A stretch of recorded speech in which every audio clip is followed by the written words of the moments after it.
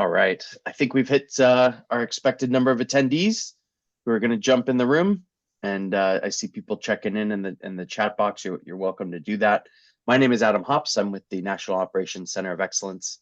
Thank you for joining today's webinar on the TIM self-assessment.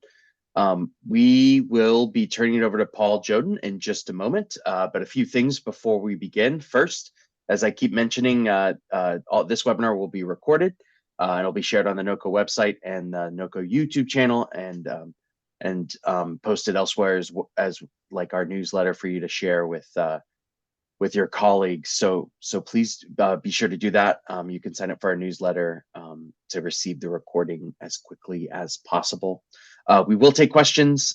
Please use that Q&A box that's at the bottom or top of your screen to ask specific questions of presenters. Feel free to use the chat to check in like a lot of those are doing, or if you have any tech issues or need something from me, feel free to use the chat box. Other than that, we'll keep everybody muted and let you listen in to the webinar and the updated self-assessment. Paul, thank you once again for allowing us to host important traffic incident management focused webinars. No, thank you, Adam, and for your continued support and the National Operations Center of Excellence. What the partnership we have, and we really appreciate it. So, yeah, the long-awaited TIM self-assessment is finally here. So, just we didn't do one last year in 2023. There was a how do I want to put it politely? There was a glitch with the bureaucracy about approval to conduct the self-assessment. We had to wait for the Office of Management and Budget to approve, and there was a lot of hoops to jump through. And it's a long story. I won't get into it, but suffice to say, we're off and running for the next several years. Someone will need to do approval in a few years. I think it's 3 or 4 or 5 years. We'll check on that. But anyways, we're good to go. We're back on track annually. So we're calling this year the 2023 and 2024 TIM self-assessment. And you want to keep those the 2-year period in mind here when you're completing the self-assessment. So why don't we go to the next slide? Why don't we do introductions? Is that what we're going to do, Martha? So, Martha, I want to introduce those folks that will be helping us facilitate the self-assessment. They're from Battelle, who is one of our main contractors here at the Federal Highway Office of Operations. And Martha, why don't you introduce yourself and the rest of your team there? Okay, great. Thank you, Martha Morecock, Eddy. Thank you, everybody, for joining, and thank you, Paul and Adam. I am the project manager for the TIM self-assessment. I'm not going to be doing much talking beyond just now, but we do have Greg Baumgardner from Battelle as well, who's going to be providing the technical, and Brian Purvis from AECOM, which many of you guys know. He's going to be going over our results from the 2022 TIM self-assessment. And y'all are in very, very capable hands. We have a few other folks from Battelle on the call, but Brian and Greg are going to be your 2 presenters. So Paul, I'll turn it right back to you. Thank you. Thank you, Martha. And yeah, so Greg is more the software guru. He's the guy that put this tool together and continues to maintain it. And Brian, as many of you know, or may not know, that he's a TIM expert, a seasoned TIM expert, which means old. But he's been around a long time, so he's a perfect person to actually be the TIM expert on this team. So, our agenda today, we're going to describe the TIM self-assessment, the why, what, who, how, and when. We're going to give some highlight findings from 2022, the last time we took the self-assessment. We're going to talk a little bit about the next new steps, new updates. So we understand that the self-assessment is extremely valuable. It's probably one of the best things you can do as a committee. I highly recommend that every TIM committee takes the self-assessment and invites their partners to participate with them, answering the questions. It not only makes the committee aware of the various components for the self-assessment in order come up with something to improve. Pick one or two things, what we can improve our score for next year. So it's just a wonderful exercise. It gives the committee something to work on together, right? So, but we continuously understand that it can be a tedious process, especially if the other person has to do the data entry. But we've continuously worked on updating the software and the process, and Greg in particular has done a fantastic job on trying to streamline a lot of that exercise, if you will. So we do want to encourage our participation. It's very, very important. It is not required. There was this assumption several years ago that somehow it was required, but it is highly recommended, but not required. So with your next slide, please. So why is it important? Brian's going to take over in a second here, but I just want to, I've advocated for the TIM self-assessment. I've been with the Federal Highway for 15 years. I've probably been doing the self-assessment for 14. I just think it's a tremendous exercise, just along the lines of what I just said. So it is a good way to engage a committee. And I guess I already talked to the second bullet as well. It also gives you an idea where you stand versus the rest of the country, and where you may stand for similar locations. And if you have questions on that, we'd be happy to talk to you about that a little further. But so okay, you're advanced. No one's to the point where they don't need to do any TIM work, right? That's never going to happen. But it does give you say, okay, we're not as far behind as we thought, or we're a little bit behind everybody else. That's sort of thinking. So we traditionally haven't shared the scores with nationally. We may or may not do that this time, but we certainly, if you had a question on a specific area, hey, what does X city, what does X metro region do compared to us? We can help you with that. But it does provide a good, solid framework for your TIM program, right? So Brian, I was going to let you see if I missed anything there. Were you going to take it over from here? Right. Yeah. I appreciate that, Paul, and welcome everybody. I see a lot of familiar names and friends on here, but I think the biggest thing that I see from doing the self-assessment is what gets measured gets done.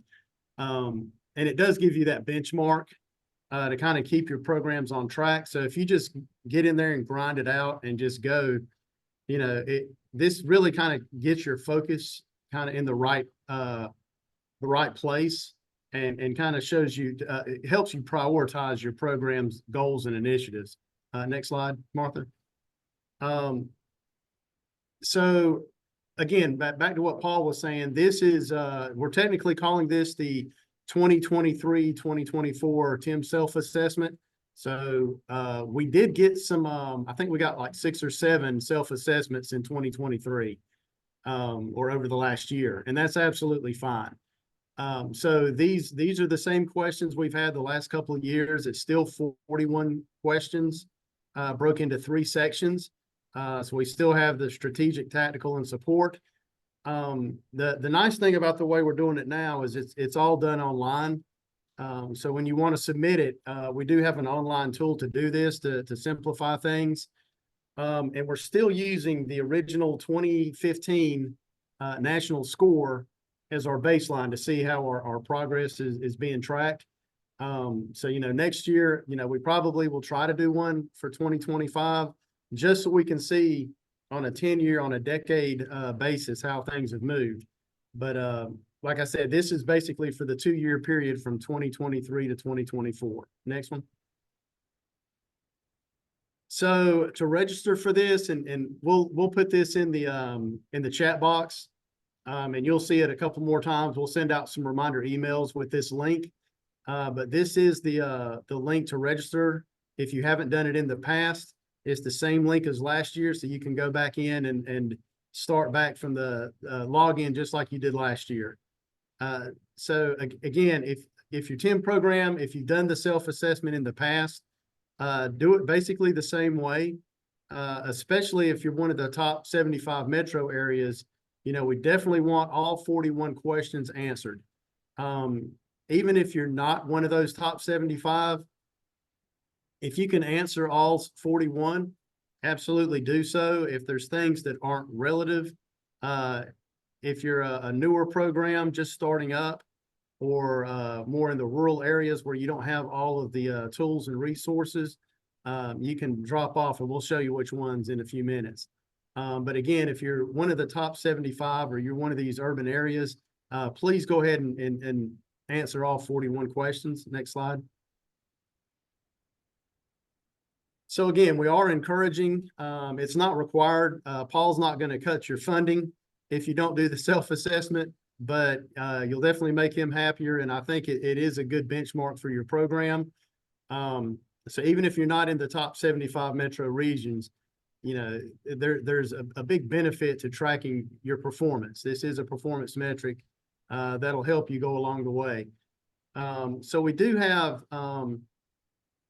a couple of questions that are not required if you're going to do the assessment. So if you're considered a rural or emerging program, there's about 9 questions that you can leave blank, and you will be able to submit if those are not entered. Next slide.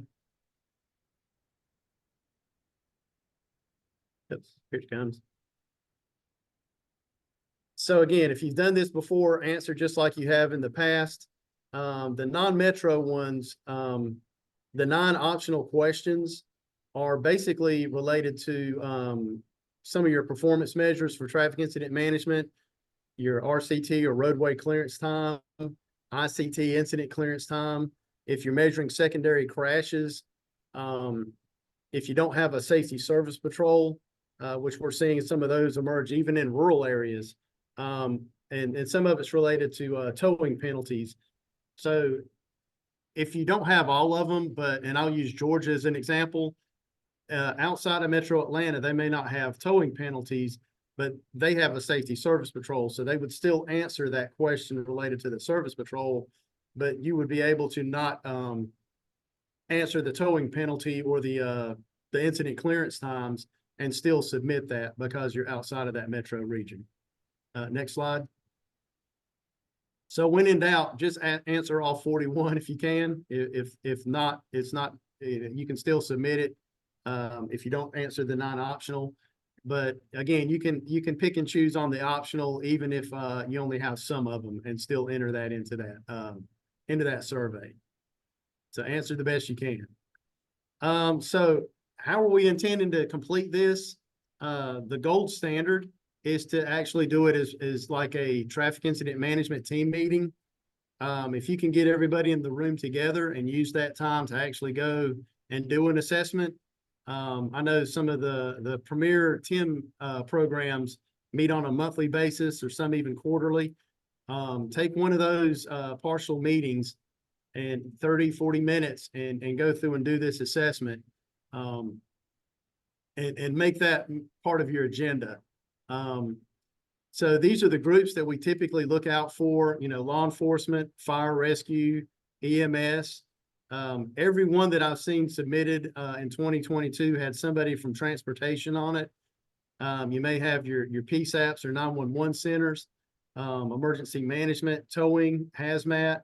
The media is great to have at these, not just to be a part of the TIMSA self-assessment, but also to help with marketing that program and letting the public know some of the cogs in the system that you're doing behind the scenes. And then other contractors or groups that may be a part of your TIM committee. Next slide. So definitely try to get those groups to the table. If you can't, some other ways you can do that. We've seen Mentimeter used in the past.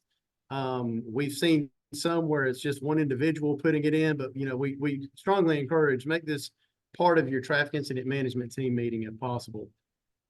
As far as what was done in 2022, we had really good participation, almost 100 teams put in. You can see they were, basically spread all across the country. Florida, basically just about every one of those submitted. Looking at Colorado, a lot of these states, Texas, have put a lot of these states are putting in a lot of different committees around their state. So you don't have to do just one in your state. I mean, I kind of look at it from the rural standpoint. 4 guys in a field talking after a traffic incident response. That's the beginning of starting your TIM team.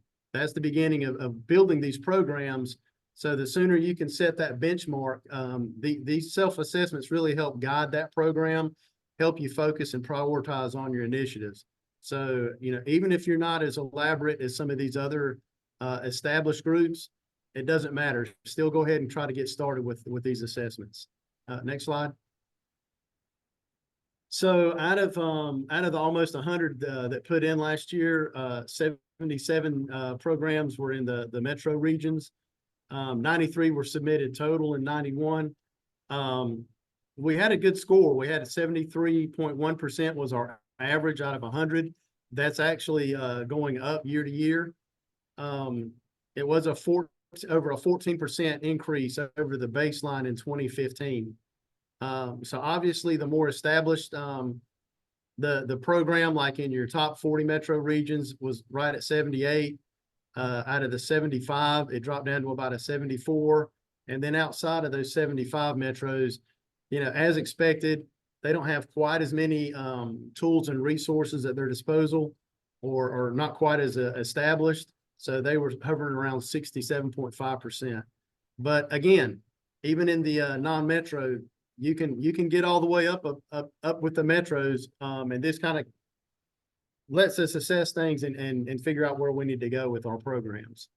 Next slide. So here's who actually participated. So you can see transportation was in every single one of these. A little over half of them, we had law enforcement participating. 41% was fire and rescue. And then down from there, not many hazmat or 911 centers. Media and 911, I would really try to get those folks to the table, or get them as part of your TIM committees.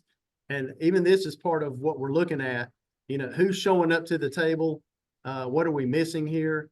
And, obviously the 911 centers and the media, those are 2 focus groups that we may need to start looking at to try to build into our TIM community. They're the ones talking directly to the public. So definitely start to focus on that. Next slide. So our national score, starting with our benchmark in 2015, has steadily gone up, not including the rural and emerging programs, but mainly the top 75. We're now at 73.1%, almost a 10% increase, a little over 9% increase from where we started. So it's definitely showing progression and growth in the TIM community across the country. So definitely great work on everybody's part. Next slide. So the 3 sections that we're focused on, the first one is strategic. It's the biggest section. It's 21 questions. Most everybody has a formal TIM program. Not quite as many are doing the after action reviews, but still quite a few of them. And then performance measures. There's 12 questions about that. So again, I've stated it before. I'll state it again. What gets measured gets done. So start looking at those metrics, and that'll help guide you on what you need to be focused on in the field. Next slide. So high scoring areas, this is just in a random order, but these are 5 of the top scores across the country. Some of the things we've seen is the more you meet, the better you are. The formal programs all have regular meetings. 67% indicated they've met at least quarterly. That's up 24% from the year before. Some of that may be COVID related, but we're starting to see the programs start to get back together in person now, thank God. But we still have the capability of meeting online, so no excuse for not having as many meetings nowadays, being able to do either way. Those who meet at least 4 times a year had an average score of 76 out of 100. Those that met less than quarterly were 9 points lower. So we can see, just looking at these reports, how you're performing and some of the things you can focus on. And obviously, the more you meet, the better it is. Next slide. Some of the lower scoring things in here, performance metrics for secondary crashes, I think is an industry we're still having trouble collecting secondary crashes. We're starting to see some people put that in the muck or the crash reports, which is helping. And then the clearance times, roadway clearance, and performance measures in general for incident clearance. Those are some of the lower things that we're seeing. But again, the quicker we can start measuring these things, the quicker we can start using those as metrics to see not only where we are, but establishing goals and then looking at initiatives and then measuring if those initiatives are effective or not. Thanks. Next slide. So the smaller section was the tactical. This is more related to like your laws and policies. So, we're not quite as strong on some of these, and they take a little bit longer to implement. Your TIM laws, your policies on incident clearance, and then motorist safety measures. Still doing really strong, especially on the procedures for incident clearance. Really doing pretty strong on that. Next slide. So high scoring on the tactical, that's overall score of 79. These are, again, some of the stronger regions. If you've got friends in California, Atlanta area, reach out. Paul also helps with peer exchanges, and we can also go in and look at these scores and look at individual states. If you've got questions and want to know who's really strong in one category, we can help cross-pollinate with using these reports. But we do have a 14% increase over the 2015 baseline and almost a 1% increase from 2021. So definitely doing better on the tactical section. Next slide. And then last but not least is only a few questions, but tactical, some of the lower scoring ones, fatal investigations and working with medical examiners. Do we have safety service patrols? If you don't, that may be something you can look to implement. I know there's some states around that are starting to actually put safety service patrols on rural interstates and corridors. Definitely huge advantages to doing that. So towing recovery procedures and rotation policies for non-compliance. These are things to look out for. Again, TIM laws take a little bit longer to put into place, but remember, there's other states that have already done it. So just look for another state that's done these things and talk to them and look for best practices on these types of initiatives. So next slide. So last but not least is the support section. It's only a handful of questions. The high score was 10. The average was 6.9. So next slide. So the high scoring in this section, planned detour routes. Again, if you've got interstates without detour routes already in place or alternate routes, that is something to look at. And a lot of states have done this. So there's a lot of examples of that to feed off of. But we have had about 11.5% increase over the baseline. And again, here's a couple of regions of the country that have started these types of things. Next slide. So, just kind of touting some of the stronger TIM programs in the country. This is just a quick snapshot of some of them that are really high scoring in these different sections. And again, we can cross-pollinate if you've got, if you want to look at other TIM communities that are about the same size, about the same metro region, that have higher scores in one section, reach out to us and let us pull that information for you. Next slide. So how to use the TIM self-assessment scores. Again, this is taking the progress of your program. There is a section on the self-assessment. So it's not just giving you the scores 1 through 4 and what you've got to do to reach one of those, one being the lowest, 4 being the highest. But there's actual action items on there that you can consider underneath each one of these to go from one level to the next. So as you're going through this, do take notice of those and follow some of that guidance to get from a level 1 to a level 4. There's a lot of things in there. And again, reach out to Paul, and his team, or reach out to us, and we'll be glad to look at these things and see if we can help you find those examples to get you to the level that you want to be at. So next slide. So as far as the online tool, I'm going to kick it over to Greg to kind of go through that, and then I'll stay open for questions at the end. But I appreciate it, everybody. Brian, if you don't mind, I'm going to jump in before Greg here. A couple of things.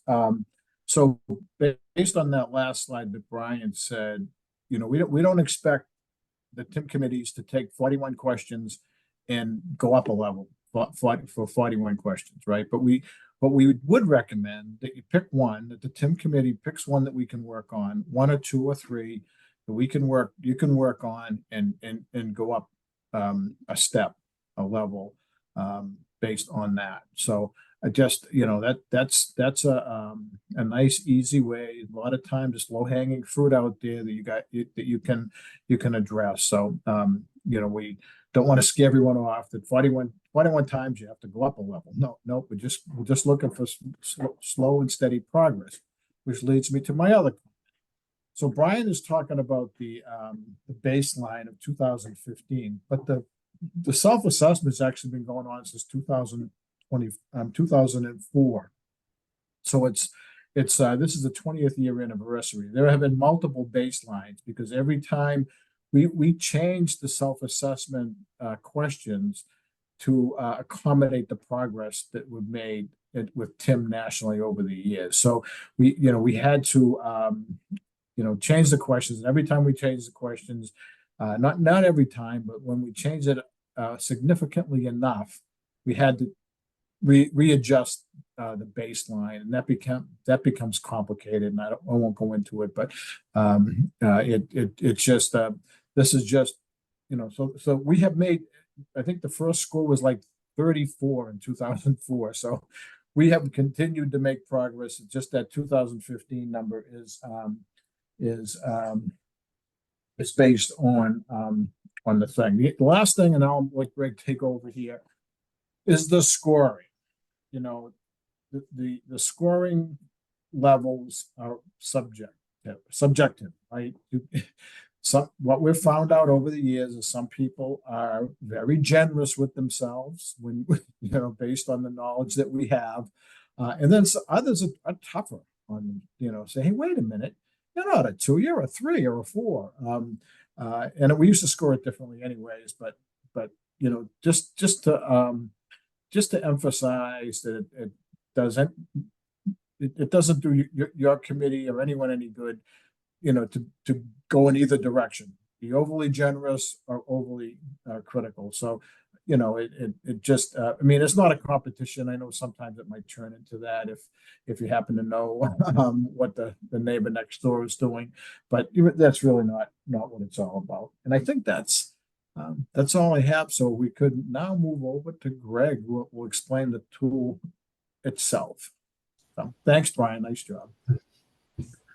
Thanks, Paul. Thanks, Brian. Can everybody hear me okay? So I'm going to talk about the online tool for the self-assessment. So when we say online tool, it's really just a website questionnaire that allows you to click through it. So it provides, some clear benefits that you can, select the answer that best describes your program. So instead of worrying about the scores, the 1, 2, 3, 4 aspect of it, which still exists, but what we do instead is we put it out there as specific words and questions to say, okay, this one matches our program the best. And so you don't have to worry so much about the scoring during that. The other thing that it provides is a nice color coding that allows you to know when you've completed the question, or questions that you may have skipped to think more about and come back to. You will know those immediately. And you also what Brian describes as the optional questions. During the presentation, I noticed that a lot of those lower scoring scores are related to the questions that come up as optional. So this is an indicator of the importance of knowing that if your program does not have, let's say, the service patrols, and so by not answering that question, you actually it doesn't count against you in your score. So that's a benefit to keep, to keep the scores, more accurate. So that's why those are optional. So those are visually indicated in this online tool.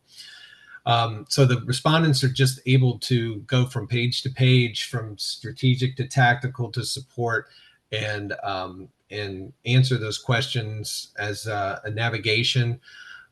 You just click on the responses that best fit your program. And we also add a kind of additional information fill in the blank that allows you to just go ahead as a text box to describe why you answered that. You don't have to do this. Obviously, this is optional, but if there's some important piece of information, let's say the question on funding, and there's a certain thing that happened that affected the funding this year, that's a good thing to put in your fill in the blank so that we're aware when we go through the scoring that the reason why this score was what it was because of a problem that was seen. So those kinds of things are very handy. You can also add more detailed information. A lot of you did that in 22 for sure. There was a lot of good details in those additional fill in the blanks. So make sure you continue to do that. While the online tool doesn't specifically track this, we expect only one TIM organization to submit the final response. That's why we say it should be done as a committee, right? So the only one submission per that organization. Eventually, this tool may have some checks to make sure that that's true, but at the moment, it's just, you submit it, you select your state, you select your committee name, and then make sure that your team only submits to one of those. Next slide.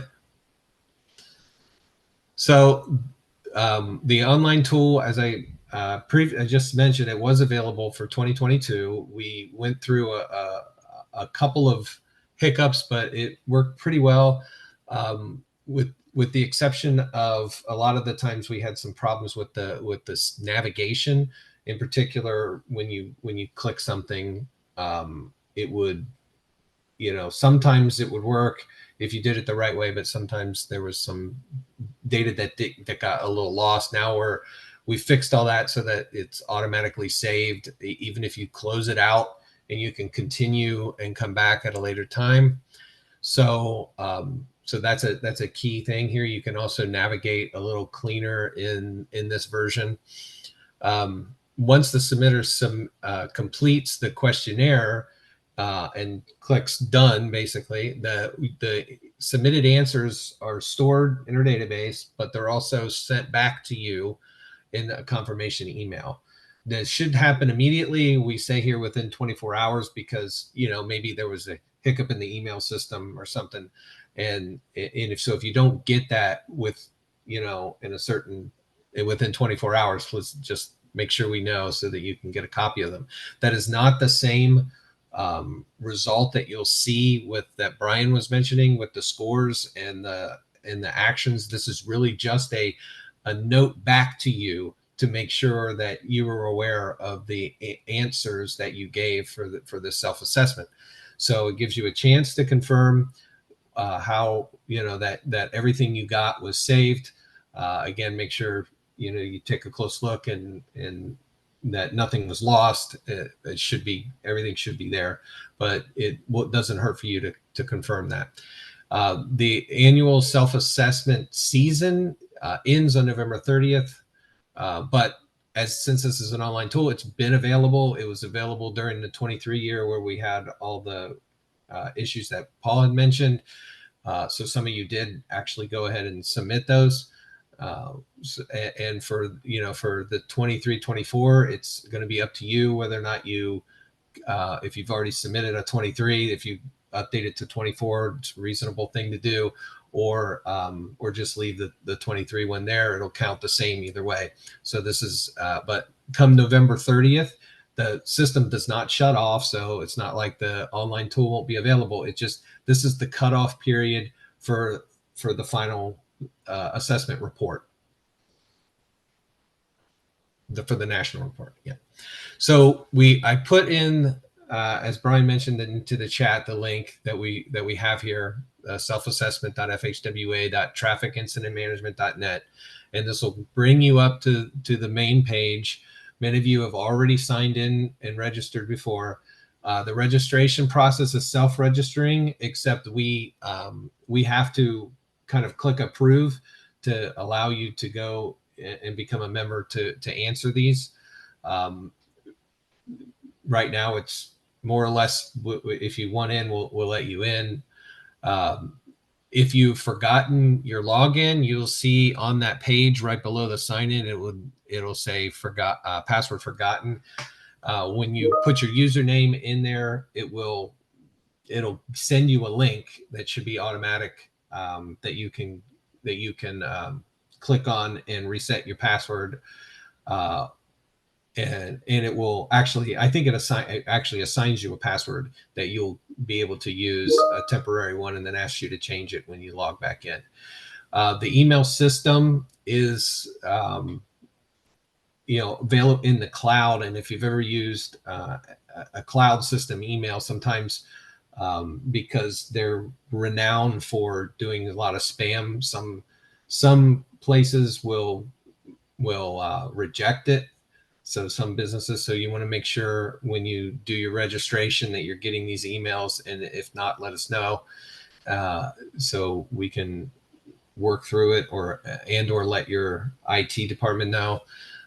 Those are one of the things that we saw, but I think we've resolved most of those last time. But it will just make sure that you're aware that because it's coming from Azure, that sometimes your organization may flag it as spam, but we don't. So check your spam folders too. Next slide. Once you're approved, you can log in and you will see this page. This page has the control modules on the left, and it has the overview where you will see things like who you are, what date it is. There's some photos. If you have any photos you want uploaded, send them to us. We can upload them. I think you even have permissions to upload some photos in certain cases. The documents and files are things that we use, like or that we post, some like the results for the self-assessments, the stuff you see that Brian put together. Those are under there, under the documents and files. Also, we'll put these training slides there after this meeting is done. There will be some announcements. Most of the announcements are related to, site going down, for maintenance or something that rarely happens, but sometimes it will happen.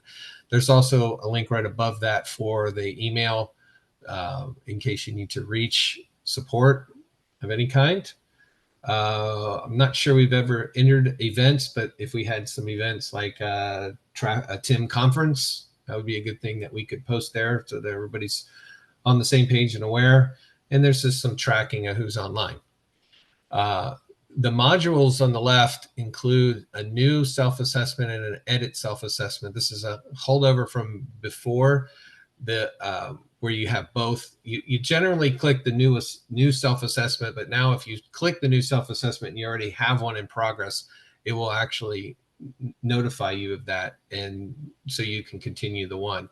So they're roughly equivalent to use, but obviously you can click the new one to start a new one. You can click the edit one to complete one that's already in progress. The idea here being that you may do partial work in one TIM meeting, find out that you ran out of time, and you schedule a follow-up for 2 weeks later, and then you can go back in and finish. And because you have months to finish, you have plenty of time to do that. So you start on the new or edit. to create the new one or edit an existing one. There's also links to what you saw in the front page for things like documents and files, photos, overview. Under the documents and files, there is a user guide in these training slides, plus an actual worksheet that you can download for offline use. So maybe something that you can send in your meeting invite to show everybody so that they can prepare. Occasionally, if we had trouble with the site itself, then a worst case, you can circle the answers and then we can insert them. That happened a little bit in 22, but again, all those problems should be fixed now, so it shouldn't be a concern. Next slide. Here's a sample question. The navigation pane at the top shows you kind of where you're at. And so so as you step through from page 1 to page 2 to page 3, it'll tell you again what section you're on and, the subsection title. So this one is strategic formal TIM programs. There are 5 questions on that. You notice that the navigation up there is green. That means that those questions have been completed. And you'll see the same green in the bar where the question is. So question 1, which is already been completed, asks, is there a formal TIM program that is supported by multidiscipline, multi-agency team or task force, which meets regularly? And the answer here that best fit that group was a TIM program. It's been established by a single agency, et cetera, et cetera. So that's your answer. You can see there in this slide, there's list 3, but there are always going to be 4 possibilities. The one above that, TIM activities are occurring at an ad hoc basis. That means no formal TIM program. That obviously is results in a lower score, and it works its way up. So you can figure the scoring from it. But the reality is you only need to read all 4 options and answer the one that best meets your TIM team's current situation.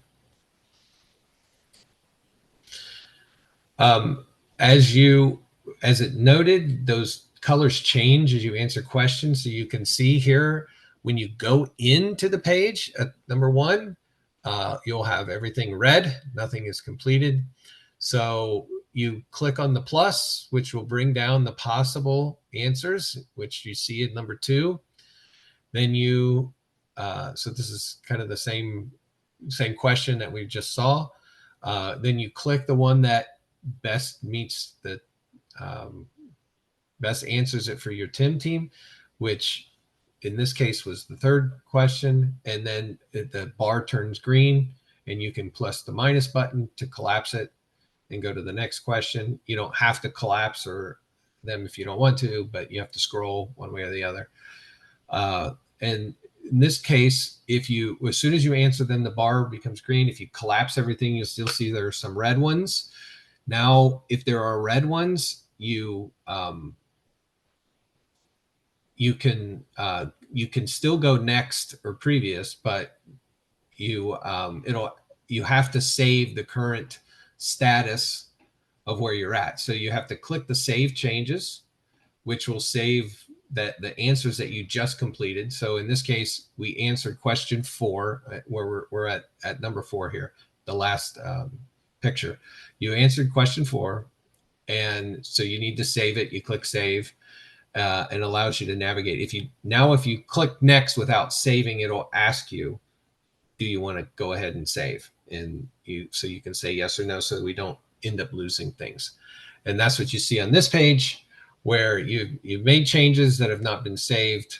You can cancel. What the cancel will do will just keep you on the current page so that you don't go any further. You basically canceled your navigation.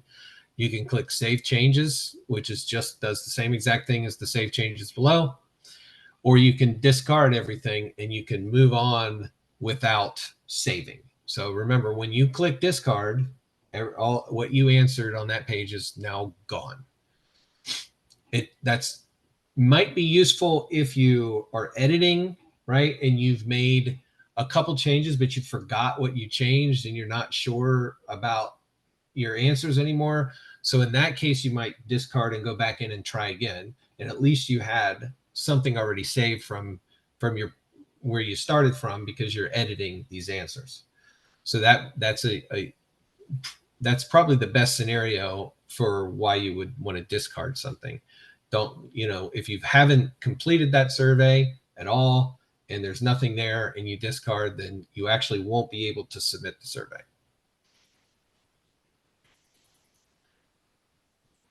So the online portal is available, but the September 3rd is kind of our start of season date. So it allows you to, we expect there to be a flurry after September 3rd. In other words, of a flood of new surveys that coming in. And that period goes through November 30th. Again, that is really the cutoff. That's the most important date, because after that, you can't be guaranteed that if you answer an update later, you can't be guaranteed that those scores get counted for the national summary. So if you have already submitted, whether it was 2023 or if it was March of this year or whenever it was, then you're done if you want to be, right? There's no need to submit a new one. You can update if you want up through November 30th again, or if you choose, you can submit a brand new one. We will take the most recent. Once the submitter completes the questionnaire, the online tool again sends an email to make sure that you have those answers. If you've submitted something and maybe you've gotten the answers but lost it or can't remember what you've done, then send us an email. We can send you a new copy of that email. Individual submitters will get a tailored feedback and summary report that's specific to your TIM team. That's the one that Brian was showing that had the how to increase your levels. Those will happen usually within 3 weeks. Obviously, that's between September 3rd and November 30th is going to be busy with, in the neighborhood of 100 questionnaires being filled out. So, those 3 weeks, that's the time it takes to get through the list of submitters at the, so please be patient for those. But if you have any questions during that time, feel free to email. But then ultimately, after the November 30th, all the scores are going to be compiled into the annual CERT report, which will be published at sometime around 2025, early in 2025. And it will be made available on the online tool for you to look at. It does have to go through compliance so that it can be published out, officially published. But at the very least, we push it to the online tool so that you can look at the results from a national level. Next slide. Any questions?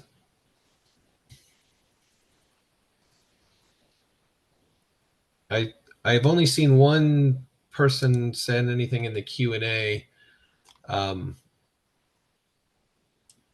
And then I think we've answered that. So if there's anything that you want, you can type into the Q&A any questions. Hey, Greg, it's Brian Purvis. So hit the next slide.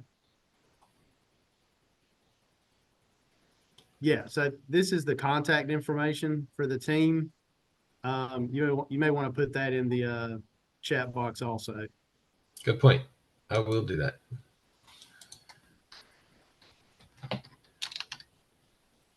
To Mark's question, we will not be emailing you the link.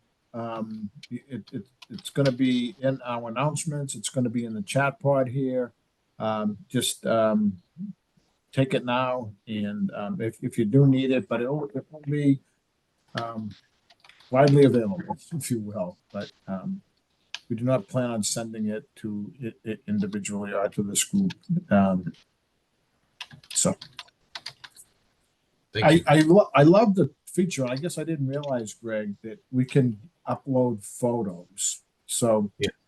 with with here at Federal Highway, we are in constant need of good photos, good, clear, high resolution photos. So if you have those, either send it to us directly or upload in the tool. Would love to have them. We would need permission, all these permissions to use, but we'd love to use your tool in a national PowerPoint. I mean, your pictures in a national PowerPoint presentation or in the report, in a report, this report or other reports, fact sheets. We're always looking. So I'm glad that was included. That was a good one. I guess I didn't quite realize that. So that's awesome. Yeah, I've experienced that myself. Trying to find a Yeah. picture used coming off of FHWA site that we can use in a report, for instance. It's darn near impossible because there's just not that many. So it's very good that you have any that you're willing to share and permit FHWA to use. Then we can upload it in here, and that'd be great. Yeah, that's awesome. But all the friends I have out there, several of you are on. We still are struggling to get photos, and I know you have them. So don't make me call your house to get those photos. So okay. Yeah. We got Michael question. Can we contact you when we are completing the TIMSA? Yes. Obviously I put in the chat the email. You're more than welcome to contact us anytime. So as you're filling it out, if you have questions, again, it's okay to stop the self-assessment and come back to it later if it's an important question that you need answered and you're just waiting. So that hopefully that answers the question. Tony asks, is it possible to have the document that is evaluated to be organized by areas in need of improvement? This is a very good question. We had talked to Paul before about organizing these reports. Sometimes even if you're organizing by state or things like that. So some groupings. That is certainly on the list to do. But I like your suggestion here, Tony, to organize it by areas of needs of improvement. We can even do some of the thoughts that are already in the summary reports to say, if you need improvement on, rapid or RCT, and there's some steps that go through that, we can put some documentation in there that can help you, that is based on what you might see in the summary report. And so if you need to, so in the document and files area in the online tool, that might help you navigate through that and come up with some ideas, even if your scores aren't back yet, or if you haven't specifically looked at those. I think that's a good suggestion. What do you think, Paul? No, I agree. That's totally a good suggestion. We have a couple of others, and we have a couple other thoughts ourselves. We may try to do that next year. There's a little thing called funds that I need.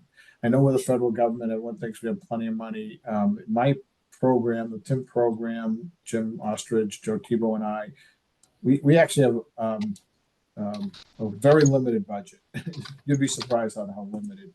So when we have some other ideas, that's a good one, Tony. So we'll add that. And if I can find the funds so we can modify it for next year, it won't be available for this year, but if we can modify it for next year, that certainly is a good one. So yeah. Any other questions, thoughts? Martha, was anything else that we missed, Martha? Martha's the boss here. So. No, everything's good. Right. I hope that this is really clear. We've been working really hard, over the time. We used the time wisely from the OMB delay to try and update the functionality of the system. And we've got a few more ideas of things that we can do. So we're continuously looking to do that to make it easy for everybody and your entire TIM team to respond to this. So again, as Greg and Brian and Paul said, if you've got any questions, please don't hesitate to contact us and ask us, and we'll get back in touch with you as quickly as we possibly can. When you email it, even if you're looking for one specific person, I'm pretty sure it goes to all of us. We all get the email at the same time. So as soon as you send it, it goes to multiple people. We really look forward to your participation this year. We're shooting for that 100. We didn't get 100 last time, so we're going to shoot for 100. We keep trying to make it easier. So tell your friends and neighbors in the TIM community to make sure that we not only get the widest participation, but we also get a good geographic representation across the country. Thank you, Martha. Good points, good comments. We're very fortunate here at Federal Highway to have some very good contractors, and you've heard from 3 of them today. We have others that are also excellent and very fortunate with some creative thinking. So, if you have questions, you have issues, reach out to the Battelle team for us, because I can answer high level questions, but I can't necessarily answer some of these details that Brian or Greg would be the front line for the answering those questions. I see. Oh, my good friend Russell Hope just put a question in the chat. Is that a Adam question? I can't. Yeah, Paul, Russell was asking for the self-assessment tool. We've posted a few times, but it should now be down there at the bottom.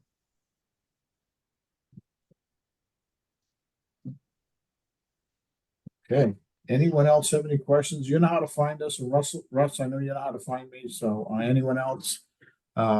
Looks like we're approaching the hour. And if there's no other questions or thoughts, then we'll move on. Thanks. We'll look forward to the self-assessment season that we weren't able to conduct last year. And it's a big deal for us. And we understand where folks locally are standing, but it also gives us an opportunity to gauge the national level progress or not progress. The bosses love that. So, yes, David, there's only one webinar on this because it is recorded. So you can go in and on the YouTube, and I should think a few days, right? Right, Adam, will be available when? Yeah, we'll have it up for Thursday's newsletter, the NOCO okay. newsletter. So if people aren't signed up to that, then I'll put that link in there. That's the easiest way to get it. Excellent. All right. Thanks very much, everybody. Talk to you all soon. Appreciate your participation today.